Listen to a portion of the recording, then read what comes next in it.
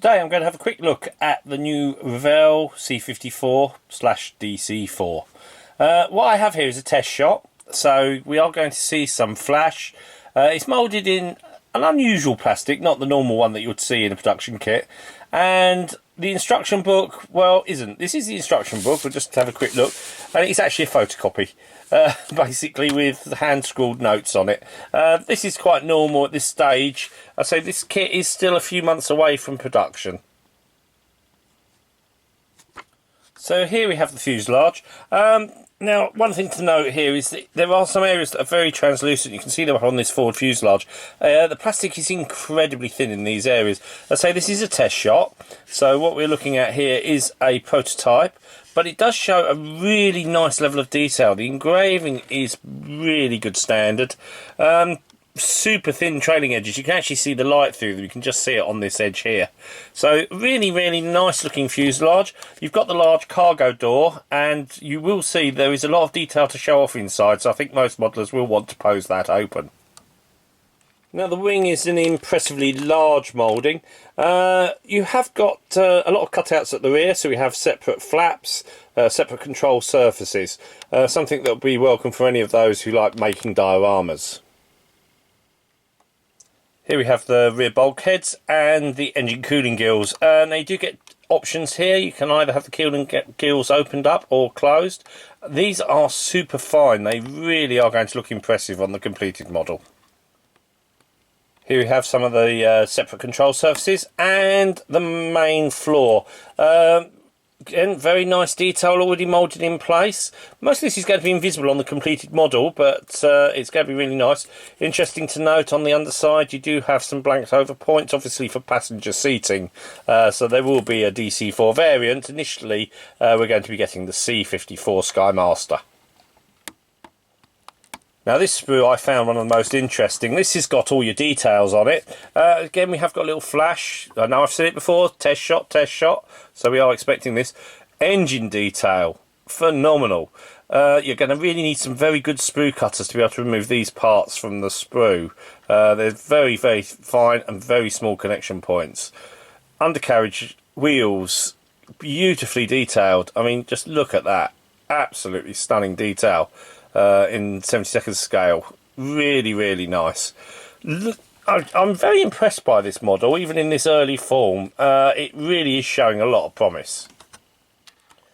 Here we have mostly cockpit detail, bulkheads, engine undercarriage bay bulkheads, all got detail moulded into them. You know, these aren't blank bays like you used to find in a kit in this scale. Really good quality moulding there. Again, a lot of this detail is going to be invisible on the finished model unless you open up the doors. There's two doors, one on the side fuselage, a very large door, and one just behind the pilot's cockpit. So you can open some doors up, and I think it's going to be necessary to show off that beautiful detail. Well, as I've said, this kit is the military C-54, so no nice comfy seating. Instead you have this bench seating with moulded seat belts and the webbing backs. Again, really, the moulding is just outstanding and really good quality moulding. Here we have the top wing. I can't actually fit all of this into the screen at one go. It's not a small model, this. It's quite a beastie for 70-second scale. I'm looking forward to seeing what markings are going to come with it. And here are the markings. Two options. Have no idea what squadrons or where these are from, or even the colour schemes. I haven't, say, got any colour notation at all, but these are the production decals, printed in Italy, and very good quality. Very nice day glow reddish orange effect on the larger pieces. So I'm guessing it's going to be mostly natural metals, maybe with a white top, but a little bit of research is going to be required. Of course, once you get this kit, you are going to actually have the proper instruction book, and you'll know exactly where all these go. Instrument dials are supplied up there on the top right hand corner if you want to put them over the injection moulded dials. Well, no box art, so I can't show you that. Again, the instruction manual is a prototype. I just thought I'd show you this bit. This shows you that cockpit detail. Absolutely amazing how much they've crammed into here. So you will be able to see some of this through the small side door on the starboard side.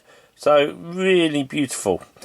Interesting, we have got quite a few little notes on here penciled in where they're making corrections, and one comment here, one side for military, one side for airliner. Not quite sure that refers to at the moment. Yeah, I'm very impressed with this. C-54, it's definitely a DC-4 in due course. 1/72 scale modelers have never had it so good. Our thanks to Revell for supplying us with the test shot.